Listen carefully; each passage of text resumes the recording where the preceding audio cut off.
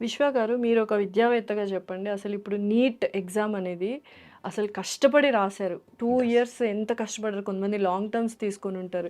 ఇప్పుడు మళ్ళీ సడెన్‌గా ఎక్కడో పేపర్ లీక్ అయిందని చెప్పి మళ్ళీ రీ ఎగ్జామ్ పెట్టడము కొంత స్టూడెంట్స్‌కి మంచే జరుగుతది. బట్ మళ్ళీ చదవాలి అంటే పాపం ఆ చిన్న చిన్న మైండ్స్ ఏమైపోతాయి అసలు? ఏంటి ఈ సిట్యుయేషన్ అంతా ఒకసారి ఎక్స్‌ప్లెయిన్ చేయండి.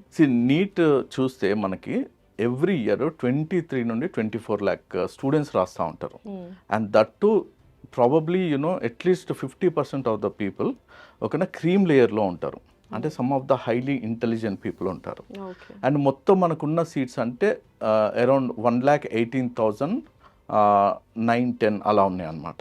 ఓకేనా. బట్ ఇన్ని సీట్స్ ఉన్నా కూడా ఒక మంచి కాలేజ్లో సీట్ రావాలి అంటే ఒక జనరల్ కేటగిరీ వాళ్ళకి అట్లా అరౌండ్ 4,000 to 5,000 బిలోనే రావాలి.